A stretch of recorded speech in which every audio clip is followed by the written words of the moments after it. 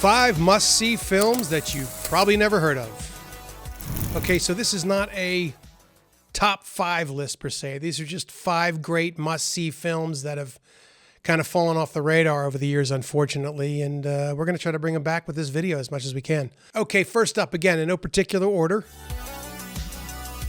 Living in Oblivion. Living in Oblivion. 1995. A $500,000 budget, grossed 1.1 million worldwide, so it more than doubled its money. Take these numbers with a grain of salt, but that's all we got, so it did well. It's about a low-budget film director trying to make his first feature film, and basically anything that can go wrong does go wrong. It's a comedy. It's hilarious. He was smaller than you. You were so worried about Danny, Mom. Cut. What about... That's a cut. Sorry, I had to cut. Les, your boom's all over my frame. Yo, I asked for a frame line. Okay. Can we get a frame line, please? This one was directed by a guy named Tom DiCilio. Tom DiCilio is an interesting guy. He was around like the 90s in New York. There was sort of like an indie film scene going on. There was a lot of cool, kind of quirky films that came out at that time. And he and the other directors from that era would use a lot of the same actors in their films. And you'll see that with this cast. I hated the business. I hated everything about it. I didn't even want to talk to actors. Somebody came up to me and said, you know, I'm doing a movie. I felt like saying, fuck you. I went to a wedding, and out of this haze, at this wedding, was about 300 miles away from here, some guy drifts up in front of me, and he goes, hey, Tom, what are you doing here? And it was some guy who was in an acting class that I had taken about 8 years earlier. And he said to me, God, you're so lucky, Tom. You made a movie. You know, lights, camera, action, all that, you know. Well, that third martini was really what, you know, what did it for me. And I just went, listen, let me tell you something about making a movie, you know. You can be right in the middle of the scene. There you are. You got an actress that really is all ready and primed to do a scene, and all of a sudden, you know, the camera screws up. Then what? Okay, if you're lucky, the actress can do it again. Well, what happens if it happens again? And I went, and that was the idea for the film. I gave that guy so much credit that I put him in the movie. He is the guy that runs around hitting the sticks. Scene 6, take 1. The lead in the film was the great Steve Buscemi, who played the director, Nick Reeve, in the film. Do I have to do everything myself here? Hey, Cora, why don't you go learn your lines, Cora? Hey, script. How about paying attention a little bit there, okay? Hey, focus puller. I got some good tie stick. You want to go fucking smoke one, or you want to pay attention here? This is back after Reservoir Dogs, but before he was kind of as big of a name as he is now. Before Boardwalk Empire, which is one of my all-time favorite shows. Catherine Keener's in the film. She's another one of those actors that bounced around that scene back in the day. You probably recognize her from 40-Year-Old Virgin. Dermot Mulroney, you've probably seen him in some things. He plays the cinematographer in the film, Wolf. He wears an eye patch. And this is funny because in filmmaking, it's kind of a known thing that cinematographers are like very often prima donnas, which is just another word for a pain in the ass. James LaGrosse. Now, James LaGrosse is one of those guys. I watch a lot of these like film kind of YouTube channel things, and they're always like doing kind of videos where they'll be like, why didn't James LaGrosse make it? Or James LaGrosse almost made it. Not just James LaGrosse. They do with a lot of actors like him, you know, where they're just like, we didn't quite get there. And it's like, hold on a second. James LaGrosse has been a working actor for his entire adult life. He's worked for his entire adult life, and most people that go into acting, I'd say 99% of them, bartend for a few years and wash out. So he's had a great career, and I can't stand when they do that. I hate when it's like, you don't have to be the guy on the front of the poster to prove that you were successful. James LaGrosse is a successful actor. Shout out to him. Danielle von Zernick. She had a nice little run in the 90s as well. She's a funny actress. She was in La Bamba, I think, was probably the biggest film she was in. Don't quote me on that, but that was a big one. And then this is Peter Dinklage's first film. The Peter Dinklage thing's funny because I don't know if this is true, but he's kind of like known to be kind of irascible about his height. and in the film they bring him in to do a dream sequence, and it's like this weird dream sequence, and he goes off. What? Why does my character have to be a dwarf? It doesn't have to be a dwarf. Then why is he? Is that the only way you can make this a dream? Put a dwarf in it? No, Tito. Have you ever had a dream with a dwarf in it? Do you know anyone who's had a dream with a dwarf in it? No! I don't even have dreams with dwarves in them. The only place I've seen dwarves in dreams is in stupid movies like this. This was probably the most realistic film that ever portrayed the making of an indie film. And for a long time, like anybody that worked in indie films or on films, this would be the reference point. You know, you'd quote this film, or you'd talk about scenes in the film, and it just kind of fell out of the culture over the years. And it is a bit esoteric, a lot of the jokes and stuff, but if you've never worked on any film set, you're still going to love it. It's hilarious. Highly recommend. Nick Graham, Living in Oblivion, Scene 6, take 1, let's shoot it! Okay, next up, Buffalo 66. 1998 release, budget $1.5 million, and did about $2.4 at the box office. Very dark comedy. The premise of this one is probably the most interesting premise of this whole video. And so basically the director and the writer, Vincent Gallo, and we'll get more into him in a second. He's from Buffalo. He's a Bills fan. And to go back a bit, so I know this because this is back when I actually cared about the NFL. I was raised in Pittsburgh. I mean, I couldn't help it. I was a Steelers fan till 2020. But anyways, then I just stopped watching that shit. But anyways, so to take it back a bit, the Bills were always like kind of this like lovable loser team. They had a run in the 90s where they went to 4 Super Bowls, and from the second to the 4th Super Bowl, they got annihilated. Like they got destroyed, like humiliated in the games. Like I've never seen teams fall apart so bad. Reich. Still free. That's Norton. Who else? Give him a touchdown. He deserves it. Ken Norton. Dallas 52, Buffalo 17. But the first game, which could have changed the whole course of their franchise, they almost won. And it came down to the last play of the game. 8 seconds left. This guy named Scott Norwood goes to kick a 47-yard field goal, and he misses, and it goes wide right, which apparently is where they got the term wide right from.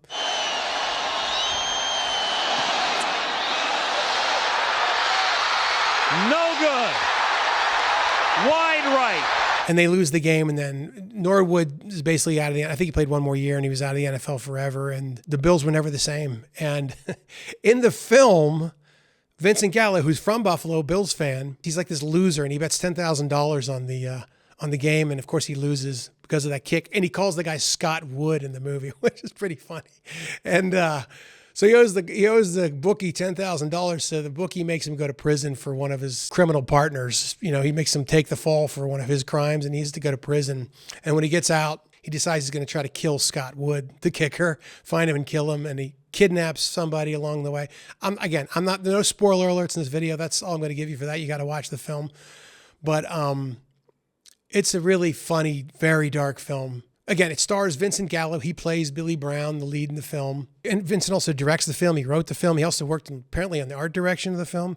And if you don't know who Vincent Gallo is, he's a really interesting guy. He writes, he directs, obviously. He acts. He was a model. He's an artist. When I lived in LA, he had a store, I think, on Santa Monica. We had like his artwork, and he did merch and stuff.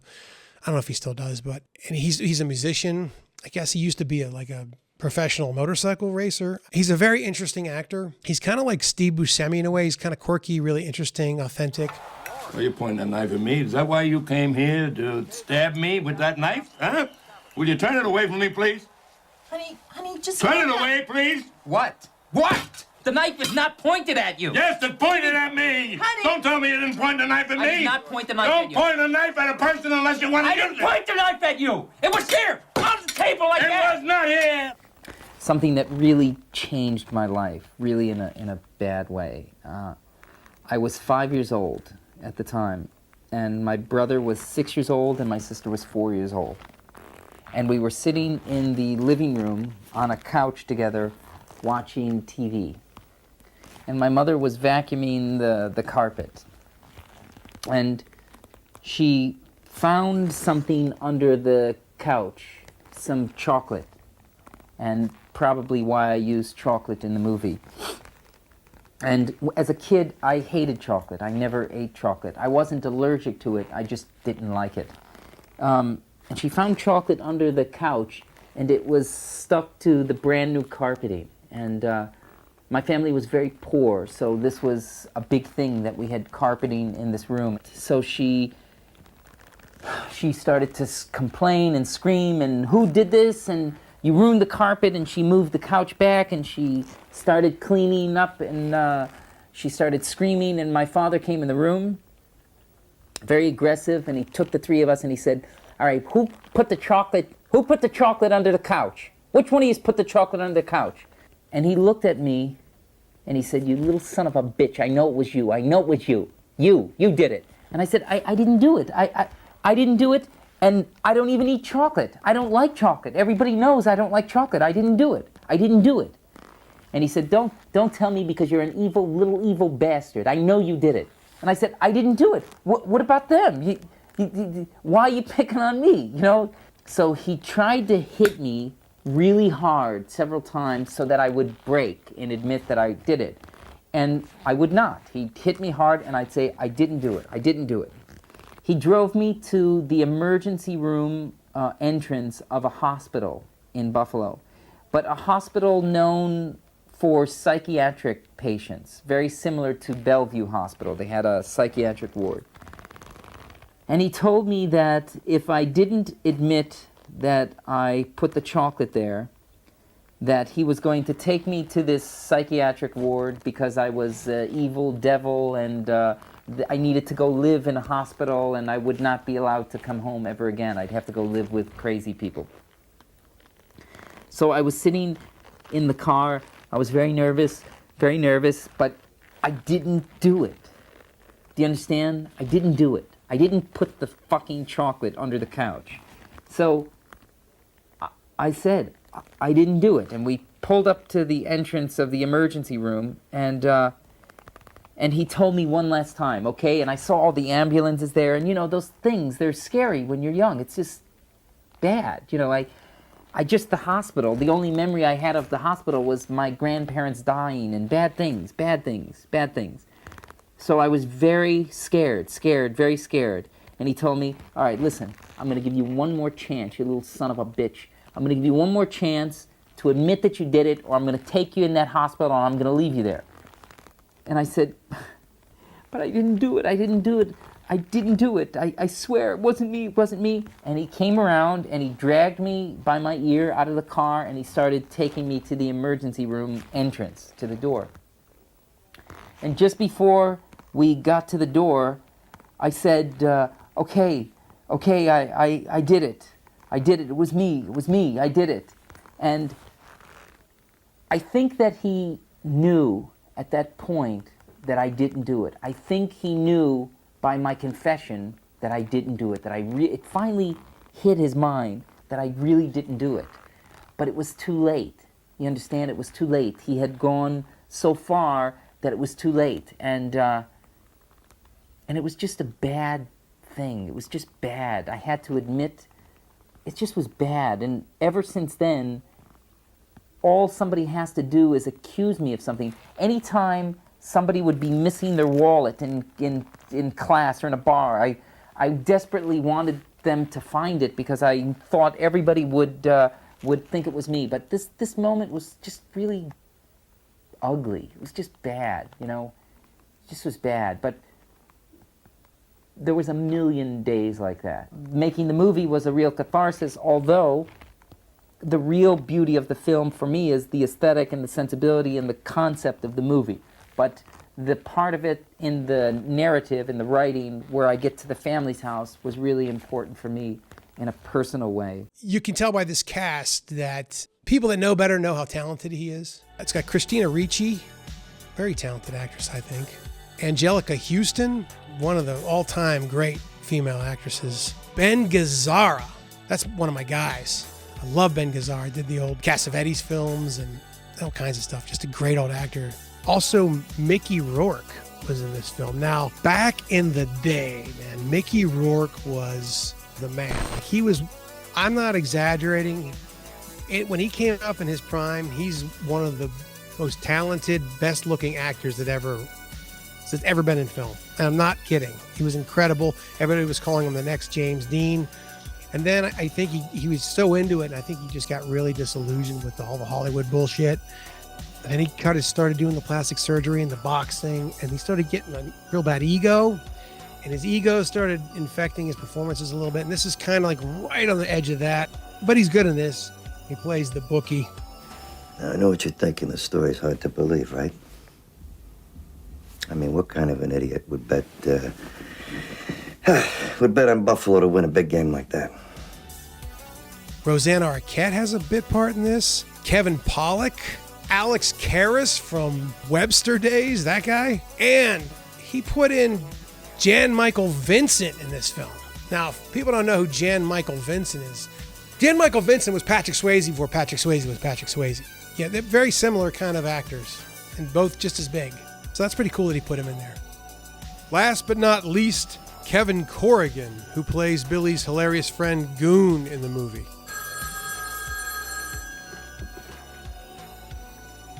Billy, you still gonna do that bad thing you said you were gonna do? I almost forgot, Kevin also played the assistant camera guy in Living in Oblivion. It's a dark film, but it's also really funny, and it's really a cult type of film, which just means like there's just nothing like it. And I like it because the way he shot it and the art direction, it's got just a weird culture to it. You know, it's got a weird environment to it. It's its own thing. I love films like that because you can just kind of like, you can just really like kind of enter the mind of Vincent Gallo and just disappear and experience, his creativity, and it's entertaining. But again, it's dark, but highly recommend. Buffalo 66. I'd be really happy if you saw the film. That's really all I can say. I'm very proud of the movie. Okay, next up. Oh boy, this one. Chopper. 2000 release. This is a bigger budget. $5 million. Grossed almost $7 million. Now, this is the only foreign film technically in the bunch. It's Australian, and I do recommend that you consider, if you watch this, to put on the English subtitles just in case, because these guys are like serious accent Australians. It sold 250,000 copies, and I can't even spell. I'm semi-bloody illiterate. You've probably read all the newspaper stories about me, and you've heard the word on the street about me. I'm a bloody disappointment to you, aren't I? Basically, the premise of the film is this guy, Mark Chopper Reed, was a real person. He was one of the most notorious criminals in Australia's history. He was also an author. He wrote, had a bunch of really successful books.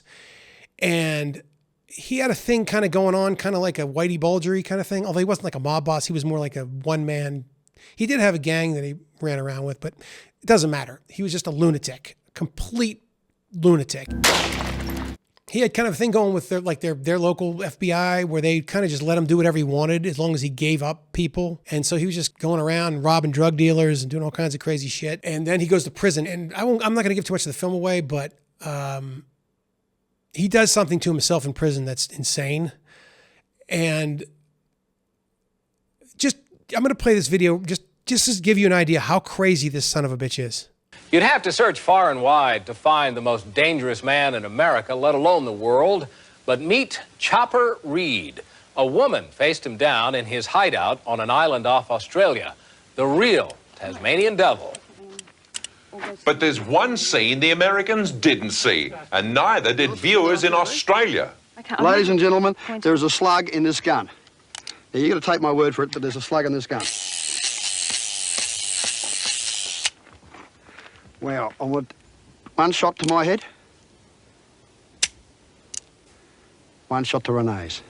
Are you ready, Renee? I don't think I want to play. Are you ready? You don't want to play. Bad luck. So he literally played real Russian roulette with that reporter. He could have, thank God he didn't blow her brains out. But I mean, that's insane. I mean, maybe he was lying about having a bullet in the gun. I don't know, but dude is a lunatic. So Eric Bana plays the lead character in this, and I'm not talking crazy here. This is one of the best. This is good as any performance ever in the history of cinema. I'm not joking. It's unbelievable, his performance. It's mesmerizing. You can't take your eyes off him. But seriously, Nev, like, how you holding for cash? I'm a bit bloody broke. Listen, mate. What are you talking about? Cash. There's no cash here.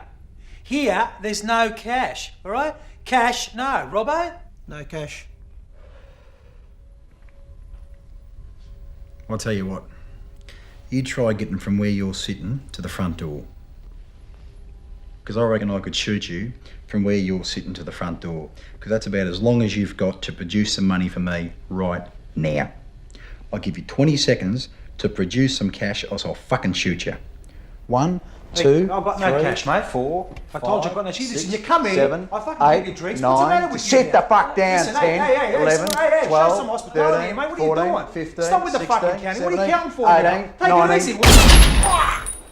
Directed by Andrew Dominic. And Andrew Dominic did, among other things, Killing Them Softly and The Assassination of Jesse James by the Coward Robert Ford. Both films I loved.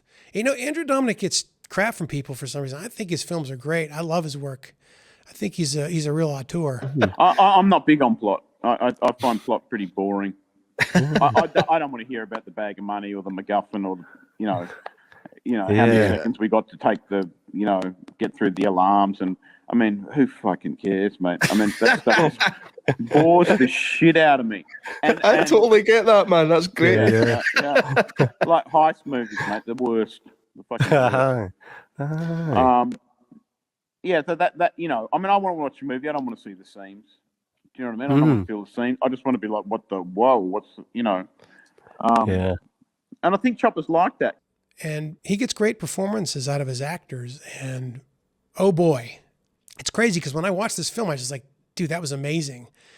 I didn't know who Eric Bana was. And then, later on I watched Black Hawk Down, which he was in. I watched the whole film. And then like 6 months later, something happened and I saw something else on Chopper. And then I saw Eric Bana. And I did not know that was the same guy. And I'm good at that. Like I can find, you can't costume me out. I can tell who it is, but I didn't see it. I didn't know it was Eric Bana. Now, I didn't know who Eric Bana was, but I didn't catch that Eric Bana was the same guy in Black Hawk Down. That's how good he is in this film. When I read something or someone approaches me for a job, I know straight away, instinctively, whether I feel as though I can become that person. And if it's a no, it's a no. It doesn't matter what the project is, who's in it, who's directing it, how much it is. If I don't get that response, I'm out. With Chopper, I, for some reason, just immediately felt like I could become him, even before I'd started doing any research.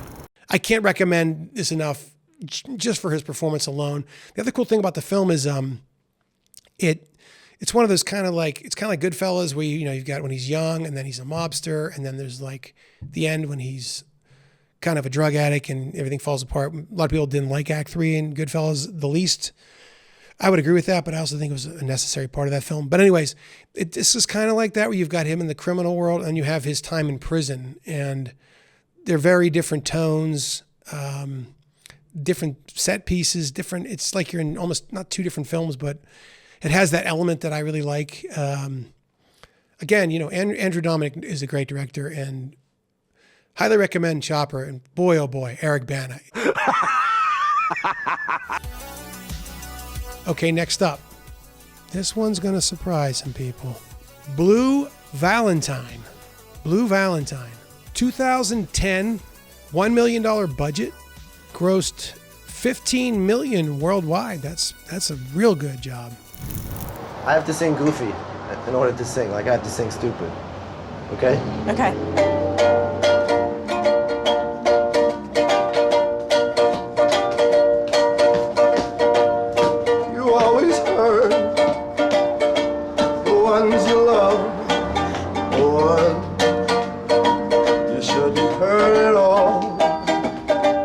This film is basically this relationship, this marriage is falling apart, and then they flash back to how they met and fell in love. When he's young, Ryan Gosling's like this cool hipster guy, and, you know, they fall in love, and she's fun and exciting, you know, and then they get older, they kind of move, they're living in New York City, then they move out to like kind of the country-ish Pennsylvania. Life has gotten kind of tired, and he's kind of like drinking, smoking. He works like as like this house painter guy, kind of going from job to job, labor guy. She's got like a professional job. She is very dissatisfied. I'd like to see you have a job where you don't have to start drinking at 8 o'clock in the morning to go to it. No, I have a job that I can drink at 8 o'clock in the morning.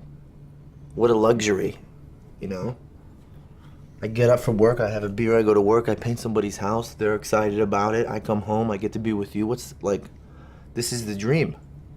It doesn't ever disappoint you? Why? Why would it disappoint me? I Because could you have still all do this whatever I potential? could do. There's a great scene. They go to this like spaceship hotel and they try to rekindle the marriage, and it's really uncomfortable. It doesn't work. A lot of handheld, a lot of verite, very realistic. Directed by a guy named Derek Cianfrance, also known for The Place Beyond the Pines, another Ryan Gosling film. Derek Cianfrance is a good director. And then for the second part of the film, after they had been married for 6 years, you know, I wanted to wait 6 years to shoot that, but the financiers told me I could have a weekend. So I made a compromise and said, okay, we'll have a month. And in that month, we basically lived in a house, Ryan and Michelle and I, and their Faith Wadlica, who plays their daughter, Frankie. And we lived in this house, and I just had the whole house be completely functional. So there would be dish soap under the sink, and there would be socks in the sock drawer. It was a fully functional house, and I would have them do things like come up with a budget to figure out how much he made as a house painter, how much she made as a nurse, and then subtract their house payment, their car payment, and send them to the store with just enough money for groceries that they could afford. And then Ryan and Michelle, that was all the food they could eat for that month, and then they would have to do their own dishes, and they would have to, do birthday parties, make birthday cakes, buy each other gifts, go fishing. Then I'd have full days where they'd do nothing but fight in the house. I'd lock them in the house and make them fight with each other all day, and then at the end of the day, A real marriage. yeah, send them to like bumper boats, take their daughter to bumper boats, so they could have this intense negativity and then go out in the real world and put on this facade. And by the time we started shooting, there was a shared experience and a real history there. And That's why it looks so real. yes. Yeah, this film is led by Ryan Gosling. Michelle Williams plays the co-star, his love interest. Ryan Gosling's a great actor. And so is Michelle Williams. Be a man, what is that shit? I mean, don't. I'll be a man. You want me to be a man? Here you go. Stop Man there, down. stop. I'm a big. Get out. I'm a big man. Get out. Look at me. Stop it. I'm a big Stop fucking it. man. Get No, out. I'm being a No, man. I'm a man. No, Stop I'm it. being a man now. Stop it. Come here. Stop it. Hold on. Stop it. This is what man is, right? I'm tired of talking. I'm fucking tired of talking. Talking doesn't work. Talking doesn't work. What is this, a little fan? Talking doesn't work. What are you? I'm a doctor. I'm Doctor Dr. who? Finder. I'm one of the doctors. You're fucking Yes, Dr. sir. Finder. I work here. You've been That's right. emailing my wife? Excuse me? You're the guy emailing my wife? Oh my God! I think the film was a bigger statement on sort of American culture. This was 2010, like I said. So this is 2006 is when the social media thing really hit. And the internet was really kind of a big thing. And it's so much harder in so many other ways to stay married now because there's just so much coming at you all the time. And most of it is anti-marriage, anti-family, anti-human. And it makes you feel like you're missing something, back in the day, if you were on a farm, that wasn't a problem. You didn't have all these outside influences. Daddy! Daddy! I mean, it's just a beautiful film. Last but not least, Red Rock West. Red Rock West. 1993, budget $7 million, did $2.5 million in the box office. Not good, but this thing, it caught wind on cable back in the day. This is 93, so cable was still a big thing. I guess it still is in a way, but it did catch wind on cable. I remember for a while there, mid-90s to early 2000s, it was like on a lot. That was back when I used to actually watch television still. So basically the premise of the film is Nick Cage is this like roughneck oil guy, completely down on his luck, broke, and he's trying to find some work. He ends up in this town. Again, I don't want to give too much away, but he gets mistaken for this hitman who hasn't showed up yet, played by your boy Dennis Hopper. And J.T. Walsh is the crooked sheriff who's trying to hire him. I'm not going to say any more about it, but it's freaking awesome. I love this movie. Directed by John Dahl, who really didn't do much after this. I shouldn't say that. As far as filmmaking, he became a very successful TV director. The cast in this film was off the wall. The lead of the film, Nicolas Cage, plays a guy named Michael Williams, and this is Nicolas Cage going full Nicolas Cage. I mean, it's awesome. If you like Nicolas Cage going ape shit, this is your film. We can find it, Michael. We can be together. We can go to Mexico. Fuck Mexico! This is Nicolas Cage going full Nicolas Cage.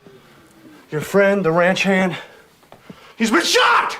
And you've got the late, great Dennis Hopper. I think he's gonna let me keep it all. Now, Wayne, does this mean that we ain't partners? And he's freaking... Everybody in this film is awesome, but Dennis Hopper is like, again, full Dennis Hopper. He's like this Johnny Cash fan, hitman, just hilarious. You think you're better than me, don't you? Why don't you just blow me? Oh, you think you're real hot shit, don't you, Mike? Huh? Hey, cowboy. Who's got the gun? Cowboy? Ha! Laura Flynn Boyle, she kind of flaked out sort of later in her career, but she was all right back in the day. And she's good in this. And one of my all-time favorite guys. This is another one of my guys, J.T. Walsh. I thought you were supposed to be here last Friday. You are here for the job, aren't you? Freaking love me some J.T. Walsh. J.T. Walsh died, I think, at the age of 53, 52. Left us way too young. Did you know Jack Nicholson once said that J.T. Walsh was the best actor he ever worked with? Not Pacino, not De Niro, J.T. Walsh. He wasn't a household name. He didn't need to be, because when he was on screen, you felt it. Whether he was the smug politician, the cold bureaucrat, or the simmering villain with something bubbling under the surface, Walsh had a presence that could steal a scene from anyone without raising his voice. And then, just like that, he was gone. J.T. Walsh he played a lot of times the bad guy, and he's just incredible at it. His intensity, and he's crazy too in his films. All right, kid. Start talking, because you got about 2 minutes to tell me what the fuck is going on. I just thought you needed a stupid bartender or something. Don't fuck with me. I'm not. Okay. Who else knows about this? Nobody. I said, don't fuck with me! This is like back in the day when they just made cool films just for the sake of making cool films. And it's another one of those ones where you kind of enter this little world and you can just kind of disappear in there. And I'm going to think a better way to describe that. That is really one of the main reasons I just love films. Like all the bullshit going on in the world. Like, you can't stick your head in the sand, but I just love watching a film that has like an environment or culture I can just sink into and escape into. And this has that. It's like this little town and there's all this like shit going on and double crossing and interesting characters and interesting things. And I guess that's really all I want to say about it. I highly recommend Red Rock West. You're probably thinking to yourself, how did I end up out here? 'Cause you're a thief, Mike. All right, fellow film paisans, that's it. Thanks for tuning in if you stayed this long. I hope that I gave you something here you've never heard of before, or if you have seen it already, I reminded you of something that you loved and that you get to watch something and get as many great memories and enjoyment out of them as I did. If you want, you can check out my film Jones Plantation at jonesplantationfilm.com, or it's on most of the major platforms. If you don't want to pay and you want to watch with commercials, which I don't recommend, it's also on Tubi and Roku, but it's on most of the major platforms, not Netflix. And then you can also watch my film Barnum World. And per our Indiegogo campaign, that one's actually for free. It's right here on my YouTube channel. And it's a diptych. They're completely different films, but they are purposefully related. I suggest you watch Jones Plantation first and then Barnum World, but do whatever. Or don't watch them at all. I don't care, whatever. But yeah. Also, if you want to sign up for my Substack, drewtv.substack.com. That's drewtv.substack.com.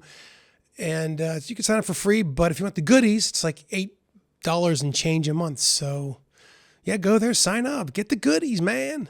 Cinema is still the great art form. It's not dying. It's still the most powerful art form known to man, and they're trying to kill it.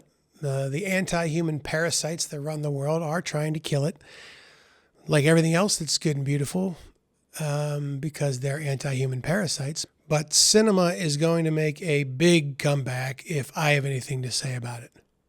Ciao.